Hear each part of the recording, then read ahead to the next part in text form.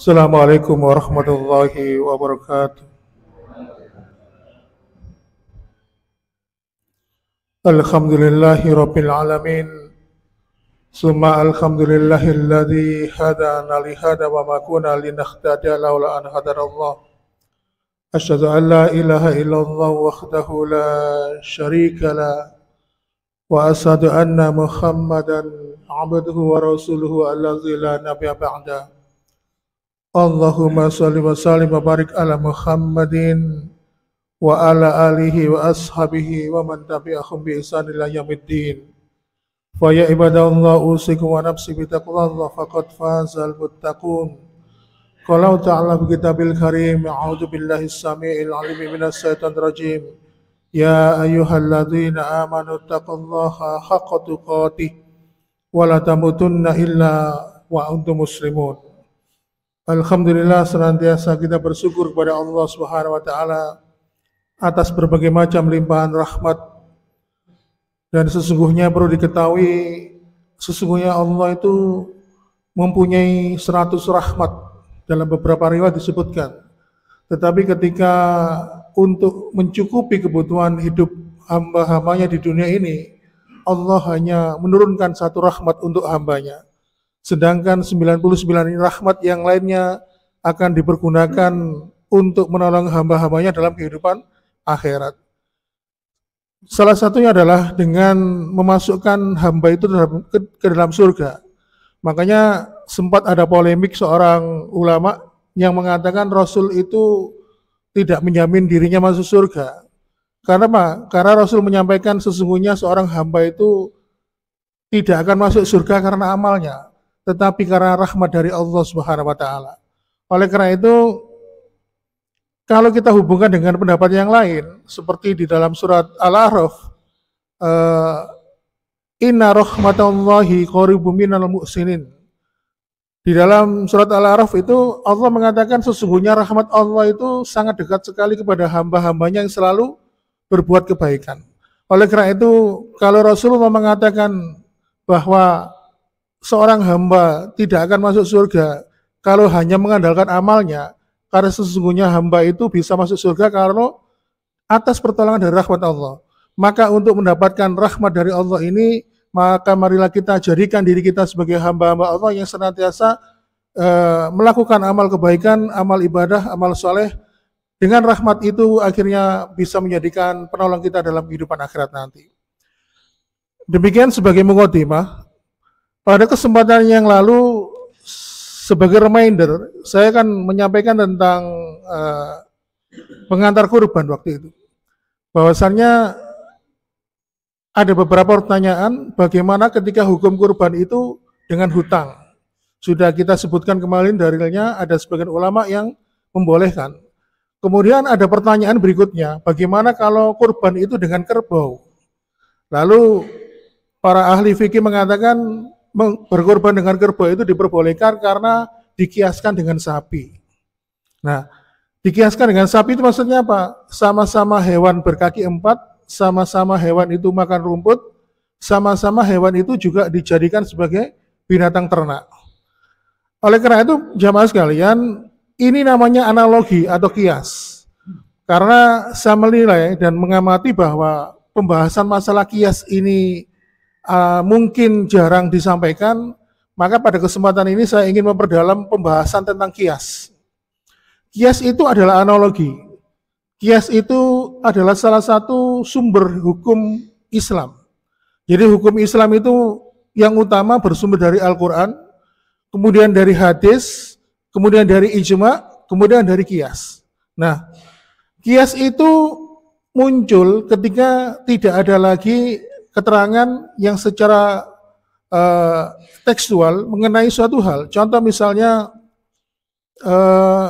seperti zakat fitri.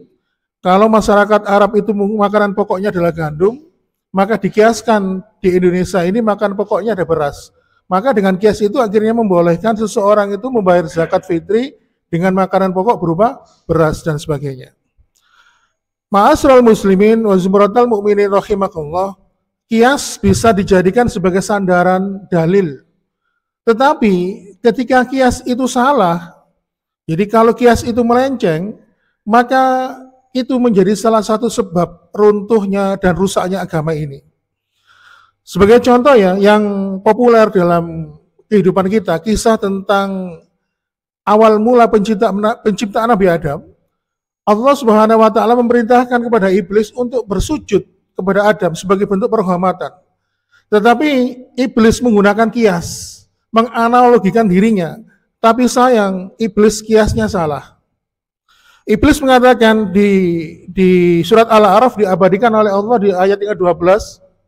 Iblis mengatakan, qala ana khairum minhum, khalaqtani min nari wa khalaqtahu min tin. Iblis mengatakan, aku lebih baik daripada dia, karena sesungguhnya kau ciptakan diriku ini dari api, sedangkan dia, yaitu Adam, dari tanah. Nah, iblis menggunakan kias, kalau dirinya ini lebih baik dari Adam, karena iblis itu diciptakan dari api, dan Adam diciptakan dari tanah. Nah, sekarang pertanyaannya, bagaimana cara menjawab argumentasi iblis ini yang membantah bahwa kias yang disampaikan oleh iblis ini salah? Maka Imam Ibnul Qayyim menyampaikan, yang pertama, kias itu tidak berlaku bila ada perintah yang jelas. Di situ disebutkan Allah memerintahkan kepada iblis untuk sujud kepada Adam. Sudah jelas perintahnya, maka ketika iblis membantah perintah Allah dengan kias, maka itu tidak berlaku. Ya, kemudian kata Ibnu Qayyim yang kedua adalah sifat tanah itu lebih baik daripada api. Kalau tanah itu menumbuhkan yang awalnya tiada, sedangkan api meniadakan atau menghanguskan, menghancurkan awalnya yang tiada, karena sifatnya membakar. Kemudian kata Ibnu Qayyim, argumen yang ketiga yang membantah kias dari iblis ini, mengatakan tanah itu lebih baik dari api. Kenapa? Buktinya Allah ketika mensikapi dan mensifati wanita-wanita soleh di dalam Al-Quran, wanita-wanita soleh itu diibaratkan sebagai tanah yang subur. Bahkan dalam kesempatan yang lain Allah Subhanahu wa taala juga berfirman tentang ilmu, ya, ilmu yang bermanfaat itu sifatnya seperti tanah. Dan tidak ada keterangan sesuatu yang baik bila dikaitkan dengan, dianalogikan dengan api. Oleh karena itu, di sini berarti iblis itu kiasnya salah, karena dia menganalogikan dirinya lebih baik dari Adam. Sehingga dengan kias ini akhirnya menjadikan iblis itu sebagai makhluk Allah yang pembangkang, yang divonis masuk neraka sampai akhir zaman, dan akhirnya apa? Dia ditakdirkan oleh Allah untuk menggoda manusia, menyesatkan jalan manusia, karena iblis butuh teman hidup di neraka untuk selama-lamanya. Itu contoh kias yang salah. Contoh lagi, agama ini bisa rusak karena kias yang salah. Seperti yang pernah diceritakan oleh Ustadz Umar Mita di dalam kanal YouTube-nya, video YouTube, tahu kan Ustadz Umar Mita, beliau banyak dikenal oleh kalangan umat Islam di Indonesia. Kebetulan Ustadz Umar Mita ini dulu waktu mondok sekamar atau temannya Ustadz Fauzan Al-Ansori. Ustadz Fauzan dulu yang pernah rutin isi di sini ya, kajian fikih. Nah, itu teman beliau satu kamar. Jadi Ustadz Fauzan dulu tuh sempat mau bantu kalau mau menghubungkan beliau biar bisa memfasilitasi. Nah, Ustadz Umar Mita ini kan dari Jawa Tengah ya, dari Kudus. Kita tahu daerah itu banyak dikunjungi untuk ziarah religius ke makam-makam wali. Pada suatu ketika beliau ini bertanya kepada seseorang, loh Pak, kenapa kalau berdoa itu kok harus pakai perantara, berdoa di makam, berdoa meminta kepada kuburan orang-orang soleh. Nah, laki-laki ini tadi menjawab dengan kias. Loh, kamu harus paham, manusia saja yang jadi raja, jadi pejabat, dia itu punya ajudan. Kalau kita ini sebagai rakyat biasa, kalau kita ingin mengaturkan keinginan kita, hajat kita, tentu harus melewati ajudannya, pengawalnya, kemudian melakukan melalui prosedur protokoler, sehingga keperluan kita menghadap kepada raja atau penguasa diagendakan sehingga kita bisa begitu. Begitu juga dengan Allah. Allah itu punya kerajaan. Dan kita ini sebagai apa? Kita hamba biasa yang tidak mulia, tidak punya kekuatan apa-apa. Maka kita ketika memohon kepada Allah, kita juga harus minta tolong kepada orang-orang yang dekat kepada Allah. Nah, terus akhirnya apa? Si laki-laki tersebut mengatakan kepada sang ustadz, lihat itu tulisan di depan pintu gerbang wali, ya, makam wali Sunan Kudus kalau nggak salah itu. Ternyata dikutip sebuah ayat Al-Quran, surat Al-A'raf ayat 100, surat Ali Imran ayat 169. Di situ mengatakan, wala tasabannalladzina qutilu fi sabilillahi amwat bal ahyaun inda rabbihim yurzaqun. Lihat ayatnya itu. Orang itu tadi ngomong ke Ustaz. Mereka ini sesungguhnya di hadapan Allah, di alam sana, di alam barzah, mereka itu hidup. Mereka itu kan diberikan rezeki. Kalau mereka hidup dan diberikan rezeki oleh Allah, ya tidak ada salahnya kita mohon kepada mereka bantuan supaya menghancurkan keinginan kita. Makanya kamu itu harus ngaji, baca Al-Quran biar tahu. Padahal ustadznya ini kita tahu bergelar LC, ya, hafal Quran, hafal hadis, sampai dibelain gitu. Padahal kalau kita membaca surat Ali Imran ayat 169, asbabul nuzulnya tidak begitu. Menceritakan tentang kisah Abdullah bin Haram, bapaknya Jabir bin Abdillah, yang meninggal karena mati syahid. Abdullah bin Haram ini walaupun sepuh, suka berjihad, akhirnya ditakdirkan meninggal di medan peperangan, dan akhirnya apa? Allah Subhanahu wa taala menempatkan ruh beliau, dimuliakan, bertemu dengan Allah face to face kifahan, berhadap-hadapan. Lalu Abdullah bin Haram mengatakan kepada Allah, ya Allah kabarkanlah keadaanku ini kepada keluargaku. Bagaimana nikmatnya mati dalam keadaan syahid. Akhirnya Allah menurunkan surat Ali Imran ayat 169. Jadi tidak ada keterangan yang menerangkan bahwa dengan membaca surat ini kita itu ada keterangan untuk meminta doa kepada orang-orang yang dianggap soleh. Nah, akhirnya apa? Ini termasuk kias yang salah, yang meruntuhkan ketauhidan kepada Allah Subhanahu wa taala. Oleh karena itu Allah menyebutkan di dalam surat Az-Zumar di ayat yang ketiga, Allah mengatakan wa na'buduhum illa liyuqaribuna ilallah zulfa. Mereka mengatakan, loh kami ini tidak menyembah orang-orang soleh itu. Kami ini tidak meminta kepada mereka. Saya berdoa memohon kepada mereka supaya agar mereka itu bisa mendekatkan kami sedekat-dekatnya kepada Allah. Itu dalihnya orang-orang yang menjadikan perantara doa-doa orang soleh, Pak. Makanya kadang-kadang ada orang yang berziarah ke kuburan itu kadang-kadang alasannya begitu. Saya itu minta bantuan dia supaya mampu mendekatkan diri saya kepada Allah. Karena saya ini sebagai hamba tidak punya kemuliaan dibandingkan mereka. Makanya ada seorang Gus ya, tapi beliau sudah almarhum, mempunyai kitab ya, seorang terkenal lah kalau saya sebutkan namanya, menggunakan sebuah teori. Kalau kita ingin dekat dengan Allah, maka kita harus dekat dengan orang yang dekat dengan Allah. Sehingga secara otomatis kita ini derajatnya mulia di sisi Allah Subhanahu wa taala. Itu teori beliau, di mana teori ini berdasarkan kias yang kalau dilandaskan dengan syariat, maka kias itu pun batil di sisi Allah Subhanahu wa taala. Seperti juga ketika ada seorang yang datang ke dukun, mereka itu juga alasannya itu dilandasi kias. Saya ini kan pengusaha, Pak. Supaya untuk menjaga diri saya aman dari gangguan orang lain, dari orang jahat, saya ini butuh payung. Seperti kalau kita ini hujan deras, kita berlindung dari hujan, kita menggunakan payung. Maka dukun ini adalah payung saya, yang dia itu mampu menghindarkan diri saya dari bahaya. Menggunakan kias, tapi kiasnya salah. Contoh misalnya ada kisah tentang dari Imam Abu Hanifah ya.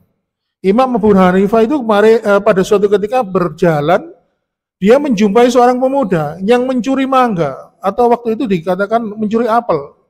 Dia mencuri apel, beberapa buah, lalu dikumpulkan, ternyata setelah itu buah itu dibagi-bagikan kepada orang fakir miskin, di tengah jalan yang dia ketahui.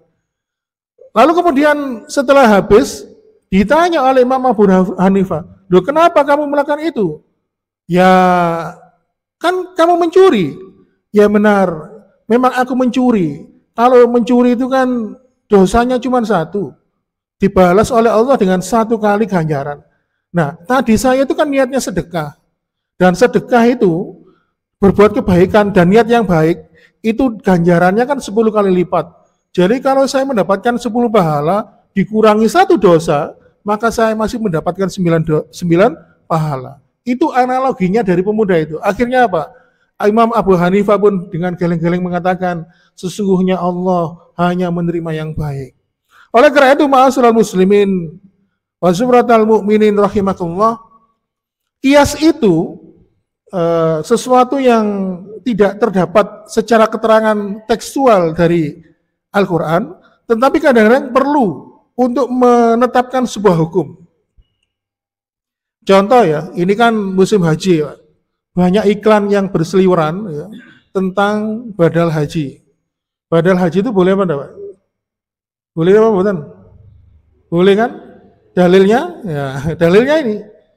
Rasulullah menetapkan dengan kias. Pada suatu ketika ada seorang wanita, saya lupa namanya, wanita itu mengatakan, ya Rasulullah, ibu saya bernazar, berjanji akan melaksanakan ibadah haji. Tetapi sebelum niat itu tersampaikan, beliau sudah keburu meninggal dunia. Lalu apakah boleh aku ini berangkat haji, membatalkan haji untuk beliau?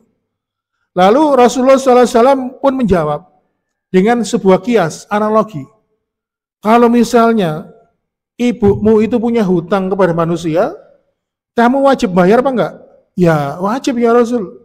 Begitu juga dengan ibumu. Ketika ibumu sudah bernazar ingin haji, dia punya hutang kepada Allah, maka sebaiknya kamu sebagai anaknya membayar hutang ibumu itu dengan mewakilkan ibumu badal haji atau melaksanakan ibadah haji. Jadi Rasulullah itu memberikan gambaran, memberikan solusi, mengambil hukum dengan kias. Seakan-akan manusia itu punya hutang, hutang itu harus dilunasi. Dengan hutang kepada manusia saja harus dilunasi, apalagi hutang janji, hutang nazar kepada Allah, maka juga harus dilunasi. Dan Rasulullah menggunakan kias. Tapi sayang pelaksanaan ibadah haji ini sudah banyak tidak sesuai dengan tuntunan. Kalau kita melihat itu bahkan satu orang itu bisa membatal hajikan sampai 5 orang. Dan tren yang sekarang ini menggunakan video call, saya sudah di depan Ka'bah, video call gini. Habis gitu sudah selesai, ngubungi lagi nomor satunya. Pokoknya 5 orang di video call satu persatu. Yakin berarti sudah badal haji. Padahal syarat untuk membadal haji itu salah satunya yang membadalkan haji sudah pernah melaksanakan haji. Kemudian membadalkan haji itu hanya berlaku untuk satu orang saja, tidak boleh bareng-bareng. Jadi sekarang ini pelaksanaannya sudah jauh dari apa yang telah dicontohkan oleh Rasulullah SAW. Kemudian contoh lagi, Rasulullah itu juga ketika menetapkan sebuah hukum itu juga menggunakan kias. Suatu ketika beliau ditanya oleh seseorang, ya Rasulullah, bagaimana hukumnya ketika ada orang yang sudah barusan wudhu, tapi dia itu memegang kemaluannya. Kalau menurut jenengan kira-kira batal apa enggak memegang kemaluan, Pak? Kenapa? Batal enggak? Di sini Rasulullah mengatakan, la inna ma huwa bid'atun minka. Sungguh ketika kamu itu memegang kemaluanmu sama dengan ketika kamu memegang pipimu, memegang telingamu, sama ketika engkau memegang dadamu. Dan kemaluanmu itu juga termasuk anggota tubuhmu, maka tidak membatalkan wudhu. Nah, ini pendapat ini diambil oleh beberapa imam mazhab yang mengatakan dengan memegang kemaluan itu tidak batal. Tapi ada beberapa ulama lain dengan pendapat yang lain, dengan dalil lain mengatakan memegang kemaluan itu batal jika disertai dengan syahwat. Nah, jadi di sini Rasulullah itu menggunakan kias. Oleh karena itu, kias ini akan rusak jika kias itu tidak benar. Jika analoginya itu tidak sesuai dengan apa yang telah dituntutkan oleh Allah. Makanya para sahabat terdahulu itu ketika dia melakukan sesuatu yang belum pernah ada hukumnya, lalu cepat-cepat ngomong kepada Rasulullah, gimana hukumnya ini Rasulullah? Apakah yang aku tanyakan ini, yang aku lakukan ini salah? Karena waktu itu Rasulullah masih hidup, maka beliau pun menjelaskan sebagaimana pertanyaan para sahabat tadi tentang hukum memegang kemaluan. Oleh karena itu, ma'asyiral muslimin ya suratul mukminin rahimakumullah, para umat-umat terdahulu sebelum umatnya Nabi, bahkan kafir Quraisy pun ketika menolak kenabian seorang nabi dan rasul, mereka itu juga menggunakan kias. Ya, mereka menggunakan kias. Dan tentunya pembahasan ini kita lanjutkan insya Allah pada pertemuan yang akan datang. Karena kalau kita tuntaskan pada kesempatan pagi ini, kita dibatasi oleh waktu, dan mudah-mudahan Allah Subhanahu wa taala mentakdirkan kita akan bertemu kembali pada kesempatan yang datang, dan saya mohon maaf bila ada kekurangan. Saya akhiri, wassalamualaikum warahmatullahi wabarakatuh.